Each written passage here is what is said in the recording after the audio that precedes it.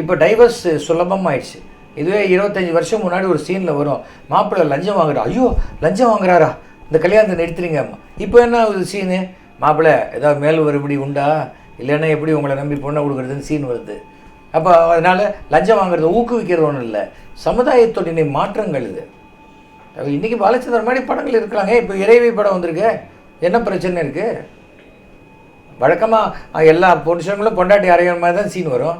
இறைவியில் மாறி மாறி எல்லா பொண்டாட்டியும் எல்லா புருஷன்லேயும் தான் அறையிறாங்க. என்ன தப்பு இருக்குது? நடக்கிறது தானே அவங்க காட்டுறாங்க.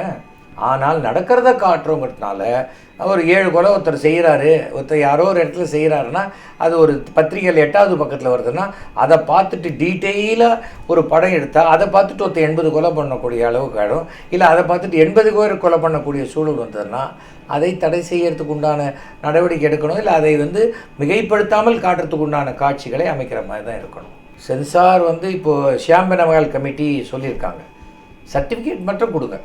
ஆனால் இப்போ நம்ம கொடுக்குற சர்டிஃபிகேட் அவங்க ஏற்றுக்க மாட்டேன்னு சொல்கிறாங்கன்னு வச்சுக்கோங்க தயாரிப்பால். இல்லை சார், ஏன்னா தமிழ்நாட்டில் அந்த பெரிய பிரச்சனை இருக்குது. தமிழ்நாட்டில் எந்த படம் எடுத்தாலுமே யூ சர்டிஃபிகேட் தான் வேணுங்கிறாங்க.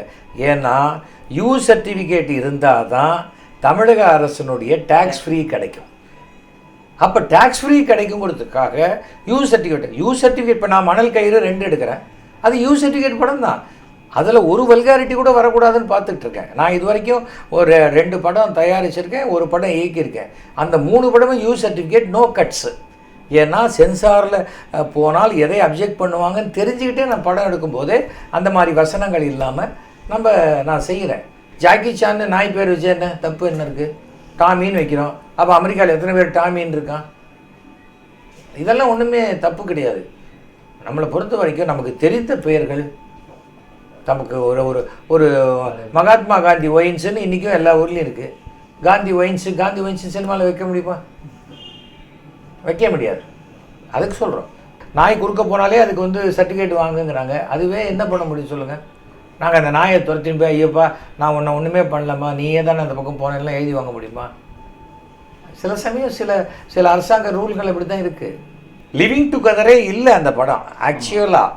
ஆனால் அந்த படம் நான் தான் சென்சார் அது தலைமையில் இருந்தேன். ஆனால் குழுவினர்கள் ஏற்றுக்கொள்ளல், மெஜாரிட்டி ஒன்று இருக்குது. மெஜாரிட்டின்னு ஒன்று இருக்கும் பொழுது நான் கொடுத்தேன் அவங்க கொடுக்கலலாம் நான் சொல்ல முடியாது. என் தலைமையில் இயங்கப்பட்டது. ஆனால் அந்த இதில் அதனுடைய மெஜாரிட்டி வேணாம் சார், இது ஒரு புது கல்ச்சராக இருக்குது, வேண்டாம் அப்படிங்கிற மாதிரி தான் சொன்னாங்க. அவரை கொஞ்சம் டைம் எடுத்து ட்ரிபியூனல் போயிருந்தால் அவர் ஜெயிச்சிருப்பார் தயாரிப்பாளர். அதுதான் என் கருத்து. ஆனால் அதே தான் பிரச்சனை, ரிலீஸ் டேட்டை வச்சுக்கிட்டு வந்துட்டாங்க படத்துக்கு. நான் என்ன சொல்கிறேன், அதனால் என்னாச்சு, டேக்ஸ் ஃப்ரீ இல்லாத இந்த சமயத்தில் தமிழக அரசுக்கு, மாண்புமிகு தமிழக முதல்வருக்கு என்னுடைய ஒரு வேண்டுகோள் என்னென்னா, சென்சாரில் என்ன கொடுக்குறாங்களோ கவலைப்படாதீங்க. அது யூ கொடுத்தாலும் யூஏ கொடுத்தாலும் எப்படியும் தமிழக அரசுன்னு ஒரு கமிட்டி போடுது. அந்த கமிட்டி பார்த்து தான் அந்த படம் டேக்ஸ் ஃப்ரீக்கு தகுதியானதா இல்லையான்னு தீர்மானிக்க போகிறாங்க. அப்போ எந்த படமாக இருந்தால் என்ன, அதை பார்த்து தமிழக அரசு தீர்மானிக்கிட்டோம். அது எதற்கு தேவையில்லாமல் நீ யூ சர்டிஃபிகேட் வாங்கிட்டு வான்னு சொன்னால், எப்படியாவது அண்டர்லைன் யூ சர்டிஃபிகேட் வாங்குவதற்கு சில முயற்சிகளை தயாரிப்பாளர்களும் எடுக்க வேண்டிய அவசியம் இருக்காது. அதை எப்படியாவது கொடுத்துடணும், அது எப்படியாவது பல எப்படியாவதுகள் தவிர்க்கப்படும். அப்போ தேவையில்லாத ஊழல்கள் வருவது தவிர்க்கப்படும்ங்கிறது என்னுடைய கருத்து. தவிர இந்த டேக்ஸ் ஃப்ரீயோடைய பர்பஸ் உண்மையாக மிக நலிந்த தயாரிப்பாளர்கள் தான் போய் சேரணும். பசியோடு இருக்கிறவனுக்கு தான் அம்மா உணவகத்தில் சாப்பாடு இருக்கணும். பென்ஸ் கார்லேயும் பிளைமவுத்லேயும் பெரிய பெரிய ஹெலிகாப்டர்லேயும் இறங்குறவங்களுக்கு அம்மா உணவகத்தில் சாப்பாடு தேவையில்லை. 100 அல்லது 150 தியேட்டர்களுக்குள்ளே ரிலீஸ் பண்ணுற படங்களுக்கு மட்டும்தான் இந்த டேக்ஸ் ஃப்ரீ அப்படிங்கிறதை தமிழக அரசு கொண்டு வந்தாலே பல ஊழல்கள் நின்றுடும். இது என்னுடைய கருத்து. இதை முதலமைச்சர் தயவு செய்து மனதில் ஏற்றிக்கிட்டு அதை செஞ்சால் நல்லாயிருக்கும். டேக்ஸ் கமிட்டி ஸ்டேட் கவர்மெண்ட்டு, எங்களது சென்ட்ரல் கவர்மெண்ட். தவிர தியேட்டருக்கு உள்ளே விடாதது ஸ்டேட் கவர்மெண்ட்டை பொறுத்தது. இப்போது ஒரு அடல் சொல்லி படத்துக்கு குழந்தைங்களாக உள்ளே விட்டுட்டாங்கன்னு சொன்னால் அதுக்காக நம்ம பாரத பிரதமர் நடவடிக்கை எடுக்க முடியாது. மெட்ராஸ் போலீஸ் கமிஷனர் தான் நடவடிக்கை எடுக்கணும். Madras police commissioner. அதுக்கு நம்ம இங்கேருந்து கம்ப்ளைண்ட்டு கொடுத்து பண்ணணும். அதுக்குள்ளே தியேட்டரில் அவங்க உட்காந்துருக்கணும். இந்த கேபிள் டிவியில் திருட்டு விசிடி படம் போடுற மாதிரி தான் இதெல்லாம். ஒரு படம் ஃபெயிலியர் ஆச்சுன்னா சூசைட் பண்ணிக்கிற அளவுக்கு போகிற தயாரிப்பாளர்கள் கூட இருக்காங்க. அதையும் யோசித்து பார்க்கணும். நடிகர் சங்கத்தில் இன்றைக்கி கணக்கு வழக்குகள் எல்லாமே மிக நேர்மையாகவும் வெளிப்படையாகவும் வெளிப்படைத்தன்மையுடனும் எல்லாம் நடந்து கொண்டிருக்கிறது. முன்னாடி இருக்கிறத பற்றி இப்போ தேவையில்லாத விமர்சனம் பண்ண வேண்டியதில்லை.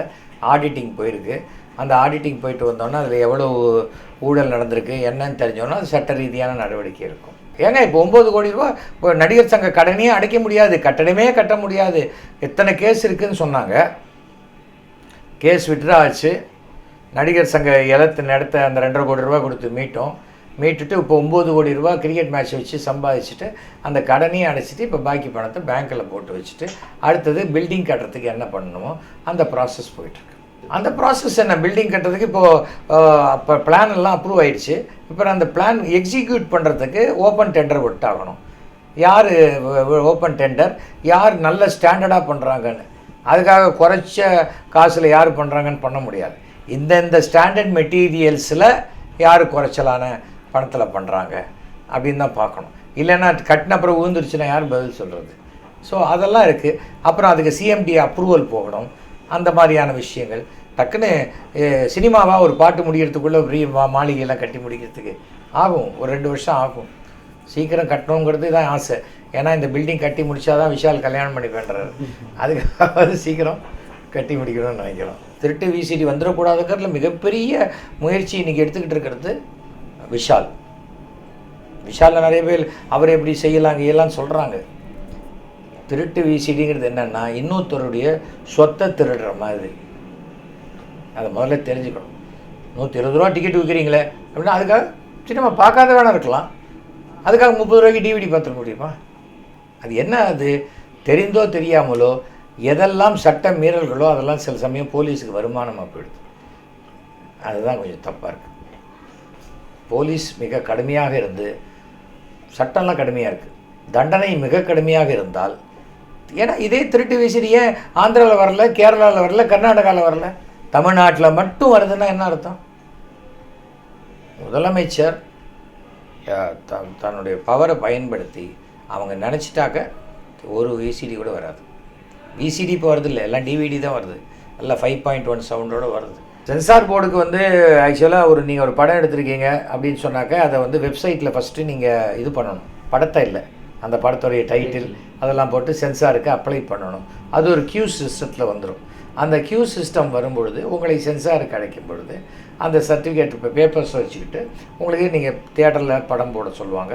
அன்றைக்கி போடும்போது முதல்ல 4 பேர் கொண்ட கமிட்டி பார்க்கும். அதில் ரீஜனல் ஆஃபீஸர் பார்ப்பாங்க. அவங்க அதில் 2 பேர் யூ சர்டிஃபிகேட்டு, 2 பேர் யூஏ சர்டிஃபிகேட்னா கூட அவங்களே பேசி இல்லை இது யூ சர்டிஃபிகேட் தான் அப்படின்னு கன்வின்ஸ் ஆகிட்டாங்கன்னா யூ கொடுப்பாங்க. கன்வின்ஸ் ஆகலை, இவங்க கன்வின்ஸ் பண்ணிட்டாங்கன்னா அது யூஏவை கொடுப்பாங்க. யூஏ கொடுக்கும்போது அந்த தயாரிப்பாளருக்கு பிடிச்சா யூஏவை ஏற்றுக்கலாம். இல்லை அவர் யூ தான் வேணும்னா, இல்லை நான் உங்களது ஏற்றுக்கலை, நான் ரிவைசிங் கமிட்டி போகிறேன் அப்படின்ட்டா ரிவைசிங் கமிட்டிக்கு மறுபடியும் அப்ளை பண்ணும்போது மறுபடியும் ஒரு வாரத்தில் கூப்பிடுவாங்க. மறுபடியும் ஒரு 10,000 ரூபா கட்டும்போது என்ன ஆகுது, அந்த ரிவைசிங் கமிட்டிக்கு போகும்பொழுது அது 9 பேர் + 1 நம்மளை மாதிரி ஒரு சீஃப் சேர்ந்து பார்க்கும்போது 10 பேர் சேர்ந்து பார்ப்போம். அந்த 10 பேர் பார்க்கும்போது கூடிய மேக்ஸிமம் அந்த முதல்ல கொடுத்த தீர்ப்பு மாறுவதற்குண்டான வாய்ப்பு இருக்குது. கொஞ்சம் லிபரலாக தான் இருப்பாங்க. 10 பேர் 10 விதமான கருத்துக்கள் வரும்போது மாறுதலாகத்தான் இருக்கும். அது ஒத்து வந்துருச்சுன்னா அது ஓகே. அது இல்லையா ரீரிவைசிங்னு ஒன்று இருக்குது. அதுவும் இல்லையா ட்ரிபியூனல் போகலாம். ட்ரிபியூனலுக்கு போகும்போது மட்டும் நீங்கள் எல்லாமே சப்டைட்டில் இங்கிலீஷில் போட்டு போகணும். அதுக்கு ஒரு மாதம் டைம் ஆகும், அவ்வளோதான்.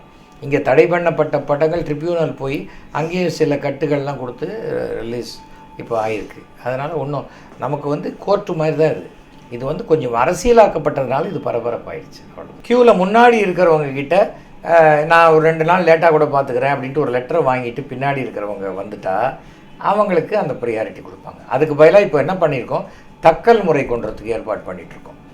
தக்கல் சிஸ்டம் வந்துச்சுன்னா அதுக்கு எக்ஸ்ட்ரா பணத்தை கட்டிட்டா அவங்களுக்கு முன்னாடி பார்க்கக்கூடிய ஒரு உரிமை. அட்லீஸ்ட் அந்த பணம் கவர்மெண்ட்டுக்காவது போகுமே.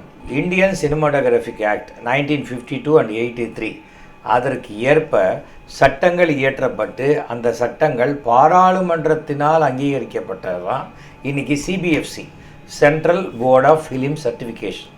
ஆனால் ஆரம்பத்துலேருந்து சென்சார் போர்டு அப்படின்னு சொல்லிட்டாங்க. இன்றைக்கி கூட சென்சாரில் இதெல்லாம் நீங்கள் கட் பண்ணணும்னு நாங்கள் சொல்கிறதில்ல. இதை நீங்கள் கட் பண்ணினா உங்களுக்கு யூ சர்டிஃபிகேட், கட் பண்ணலைன்னா யூஏ சர்டிஃபிகேட், இல்லை அதை விட வன்முறை அதிகமாக தான் இதெல்லாம் கட் பண்ணால் யூஏ சர்டிஃபிகேட்டு, கட் பண்ணலைன்னு சொன்னால் ஏ சர்டிஃபிகேட் அப்படிங்கிறோம். இல்லை சார் எங்களுக்கு எப்படியாவது யூ சர்டிஃபிகேட் தான் வேணும் அப்படின்னா யூ சர்டிஃபிகேட்டுக்கு உண்டான விஷயங்கள் இந்த படத்தில் இல்லை, அதை விட அதிகமாகத்தான் இருக்குது. இந்த காட்சிகள் இப்போ ஒரு கத்தி இருக்குது, கத்தி எடுத்து அப்படி குத்த போகிற மாதிரி ஒரு ஷாட்டும், அதுக்கப்புறம் அடுத்த ஷாட்டில் அப்படின்னு நெஞ்சை பிடிச்சிக்கிற ஷாட் இருந்தால் அது யூ சர்டிஃபிகேட் கொடுப்பாங்க. ஆனால் அதே சமயத்தில் கத்தி எடுத்து அதே ஷாட்டில் அவன் நெஞ்சில் குத்தி அதுலேருந்து ரத்தம் பீறிட்டு வருதுன்னா அது வந்து ஏ சர்டிஃபிகேட்டாகத்தான் பார்க்கப்படும். இது அமெரிக்காவில் கார்ட்டூன் படமாக இருந்தாலும் இதுதான் சட்டம். தவிர வந்து ஒவ்வொருத்தருக்கு பிடிச்ச விருப்பு வெறுப்புகளுக்கெல்லாம் சென்சார் பண்ணுறது கிடையாது. ஆனால் எல்லாவற்றையும் தாண்டி தனிப்பட்ட முறையில் ஒரு ஆல் இண்டியா சென்சார் போர்டு உறுப்பினர் அதெல்லாம் தாண்டி எஸ்வி சேகர் ஒரு பொது ஜனம் அப்படிங்கிற முறையில் என்னை கேட்டால் நான் என்ன சொல்லுவேன், சினிமாங்கிறது நாம் டிக்கெட்டு வாங்கிட்டு ஒரு அரங்கத்துக்குள்ளே போகிறோம், அங்கே கதவை சாத்திட்டு லைட் ஆஃப் பண்ணி படம் காட்டுறாங்க, பிடிச்சா பார்க்குறோம், பிடிக்கலைன்னா கிளம்பி வந்துடும். இதற்கு சென்சார் தேவையில்லை. அதற்கு பதிலாக டெலிவிஷனுக்கு தான் சென்சார் தேவை. குழந்தைங்களோடு இருக்கும், பெண் குழந்தைங்களோடு இருக்கும், விருந்தாளிகள் இருக்கும், திடீர்னு பார்த்தா அடல்ட் சம்பந்தமான விஷயங்கள் வருது, நிகழ்ச்சிகள் வருது, குழந்தைங்க கேட்குற கேள்விக்கு பதில் சொல்ல முடியல, அதுதான் ரொம்ப அன்வாரண்டடாக வீட்டுக்குள்ளே வருது.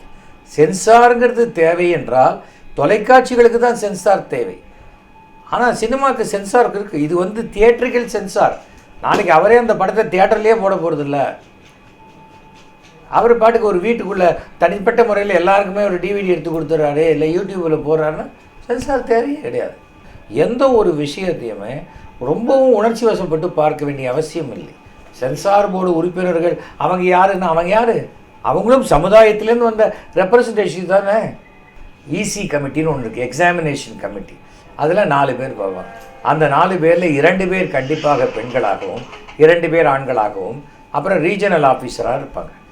ஒருவேளை அவங்க கொடுக்குற சர்டிஃபிகேட்டு தயாரிப்பாளருக்கு ஒத்து வரலன்னு சொன்னால் அவர் ரிவைசிங் கமிட்டி போகலாம். அந்த ரிவைசிங் கமிட்டி இங்கே தமிழ்நாட்டை பொறுத்த வரைக்கும் நானோ இல்லது கங்கை அமரனோ தலைமையில் எங்களுக்கு கீழே 10 பேர் பார்ப்பாங்க. ஒன்று நான் பார்ப்பேன், நான் ஒரு படம் பார்த்துட்டா இன்னொரு படம் கங்கை அமரன் பார்ப்பேன். ஸோ நாங்கள் தலைவராக இருப்போம், அதில் 10 பேர் எங்களுக்கு கீழே பார்ப்பாங்க. அதில் குறைஞ்சபட்சம் 6 பேர் வந்து லேடிஸாக இருப்பாங்க, பாக்கி 4 பேர் ஆண். எதற்காக லேடிஸ் அதிகமாக இருக்காங்க அப்படின்னா இப்போ ஒரு லேடிஸுக்கு அவர்ஷன் வந்துடக்கூடாது. ஒரு சொசைட்டியில் அந்த மாதிரியான ஒரு விஷயங்கள், அதில் ஒரு லாயராக இருக்கிறவங்க இருப்பாங்க, ஹோம் மேக்கராக இருக்கிறவங்க இருப்பாங்க, நிறைய பேர் டிஃப்ரெண்ட் கேட்டகரியில் இருக்கிறவங்கெல்லாம் இருப்பாங்க. ஸோ அவங்களுடைய ஃபீலை தான் நம்ம சொல்லுவோம். நீங்கள் இந்த சினிமாவை இப்படி எடுத்துருக்கக்கூடாது, வேறு மாதிரி எடுத்துருக்கணும்னு சென்சார் சொல்லாது. ஆனால் அதே சமயம் அவர்களுக்கு எல்லா தயாரிப்பாளருமே என்ன நினைக்கிறாங்க, அது எவ்வளோ பெரிய படமாக இருந்தாலும் அது யூ சர்டிஃபிகேட் வேணும். இப்போது இந்த படம் நான் பார்க்கல, இந்த படம் வந்து ட்ரக் அப்யூஸை பற்றி எடுக்கப்பட்டது, அதாவது போதைப் பொருளுக்கு எதிராக விஷயம்.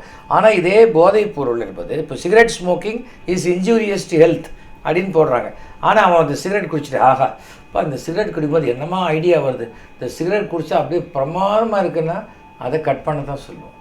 குளோரிஃபிகேஷன் ஆஃப் நெகட்டிவ் திங்ஸ் வரக்கூடாது, இது சட்டம். ஒருத்தனை குத்தி கொல்லும்போது ரத்தம் வருது பார், எவ்வளோ சந்தோஷமாக இருக்குது அப்படின்னா அது எப்படி அலோவ் பண்ணுவாங்க? அலோவ் பண்ணால் ஜனங்க பார்க்கும்போது சும்மா விடுவாங்களா? சென்சார் தூங்குதான்னு தானே கேட்பாங்க. அதற்காக சில வழிமொழிகள் இருக்குது. ஆனால் அதில் அதை நாம் அரசியலாக்க வேண்டிய அவசியமே இல்லை. நம்ம நரேந்திர மோடி அரசு எந்த காலத்திலும் இந்த மாதிரியான சென்சார் போர்டில் போய் ப்ரெஷரைஸ் பண்ணுறது, இதை பண்ணாதுன்னு சொல்லவே சொல்லார். அவர் க்ளீன் கவர்னன்ஸ் எதிர்பார்க்கிறார், வெளிப்படையான தன்மை இருக்கக்கூடியதை தான் எதிர்பார்க்குறார். தவிர 9 பேர் படம் பார்க்குறாங்கன்னா 9 பேரும் ரிப்போர்ட் கொடுப்பாங்க தனித்தனியாக. அந்த ரிப்போர்ட் ஃபைலில் இருக்கும். நாளைக்கு இது கோர்ட்டுக்கு போச்சுன்னா 9 பேரும் என்னென்ன கருத்துக்கள் சொல்லப்பட்டார்கள் அதில் இருக்கும். திடீர்னு இது யூ, இது யூஏ, இது ஏ அப்படி எடுக்க முடியாது. ஒவ்வொரு கருத்துக்கு ஒரு படம். பேய் படம், அது அதிர்ச்சி தரக்கூடிய பேய் படம் அப்படின்னு சொன்னால் அது யூஏ சர்டிஃபிகேட், பேரண்டல் கைடன்ஸ். ஒரு தகாத உறவுகளை பற்றி சித்தரிக்கக்கூடிய படம், அதுக்காக ஆபாசம் இருக்கணும்ல, இல்லை, தகாத உறவுகள், அது வந்து பேரண்டல் யூஏ தான் கொடுப்பாங்க. அது யூ சர்டிஃபிகேட் கொடுத்துட மாட்டாங்க. தவிர வந்து 1960, 70, 80, 90 இருந்த சகிப்புத்தன்மை இப்போ ஜனங்கள்கிட்டையும் இல்லை, மற்றவங்ககிட்டையும் இல்லை. சின்ன விஷயமே அப்படியே பொறி பறக்கிற மாதிரி மிகப்பெரிய கலவரமாக மாறக்கூடிய சூழல் இருக்கும்போது சென்சார் இன்னும் பொறுப்போடு நடந்து கொள்ள வேண்டிய ஒரு சூழல் இருக்குது. மணல் கயிறு 2 இது வந்து இந்திய சினிமா வரலாற்றில் வந்து ஒரு மைல் கல்லாக இருக்கும். எப்படின்னு சொன்னால் 34 வருஷம் கழித்து பார்ட் 2 சினிமாவில் பார்ட் 1 நடித்த அதே நடிகர்கள் நடிக்கக்கூடிய படம் மணல் கயிறு. நான் என்னுடைய வேஷத்தில் நடிக்கிறேன் கிட்டுமணியா, விசு நாரதர் நாயுடுவாக நடிக்கிறாரு, குரியகோஸ் ரங்கா என்னுடைய பிரதர்லாவாக நடிக்கிறார். ஆனால் இந்த படத்தில் என்னுடைய பொண்ணாக நடிக்கிறவங்க கண்டிஷன் போடுறாங்க. அதில் நான் கண்டிஷன் போட்டேன், இப்போ என் பொண்ணு கண்டிஷன் போடுறாங்க. மறுபடியும் விசுவும் குரியகோஸ் ரங்காவுடைய பையன் என்னுடைய மகன் அஸ்வின் சேகர் நடிக்கிறார் கதாநாயகனா. அவங்க 2 பேரும் சேர்ந்து மறுபடியும் என்னையும் என் பொண்ணையும் ஏமாற்றுவோம். எத்தனை வருஷம் ஆனாலும் விசு நம்மளை ஏமாற்றிட்டு தான் இருப்பார், நான் ஏமாந்து போயிட்டு தான் இருப்பேன்.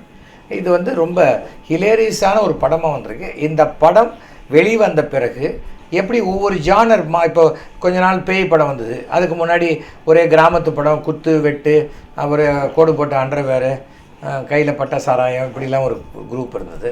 இப்போ அடுத்தது இது மாதிரி வரும்போது நகைச்சுவையான குடும்ப படங்கள் வருவதற்கு உண்டான வாய்ப்புகள் கிடைக்கும். இப்போ தேனாண்டாள் ஃபிலிம்ஸ் பண்ணுறாங்க. இதில் என்ன பெருமைன்னா, திரு ராமநாராயணனுடைய இயக்கத்திலேயே தயாரிப்பில் நான் 29 படம் பண்ணேன். இப்போ அவருடைய மகன் என் மகனை கதாநாயகனை வச்சு முரளி எடுக்கிறாரு. அது ஒரு பெரிய ஒரு விஷயம். நான் யாருக்கெல்லாம் என்ன அட்வைஸ் கொடுக்குறேனோ நான் கடைப்பிடிக்கிற விஷயத்தை தான் நான் சொல்லுவேன். நான் இன்னும் ரிலீஸ் டேட்லாம் ஃபிக்ஸ் பண்ணேன், சென்சார் ஆன பிறகு தான் ஃபிக்ஸ் பண்ணேன். அதுதான் சரியான விஷயம். அதே போல் தயாரிப்பாளர்கள் பேப்பரில் விளம்பரம் கொடுக்கும்போது இவ்வளோ பெரிய விளம்பரம் வருது, அது யூ சர்டிஃபிகேட்டா யூஏ சர்டிஃபிகேட்டான்னு கண்டிப்பாக போட்டு தான் விளம்பரம் கொடுக்கணும். இல்லைன்னா அவங்க மேலே சட்ட ரீதியான நடவடிக்கை எடுக்க முடியும். 2-3 தடவை சொல்லிட்டோம், அது கேட்கலைன்னா அந்த நடவடிக்கை எடுக்கப்படும். ஏன்னா இதெல்லாம் அரசாங்க நடவடிக்கை, இதெல்லாம் பரவாயில்லன்னு ஒவ்வொரு சங்கம் எடுக்கிற மாதிரிலாம் இல்லை. சொல்லியிருக்கோம், புரிஞ்சுக்கணும். அவங்க எனக்கு மனசில் பட்டதை நான் சொல்லிவிடுவேன், அதனால தான் எனக்கு கெட்ட பேர், அதை பற்றி கவலைப்படுறதில்ல. ஓகே, தேங்க்யூ, நன்றி, வணக்கம். ஆடியோவை மியூட் பண்ணிட்டு இந்த படத்தை பார்த்தீங்கன்னா செம்ம காமெடியாக இருக்கும். ஏன்னா ஆடியோ தான் இந்த படத்தோட மெயின் ப்ளஸ்ஸே.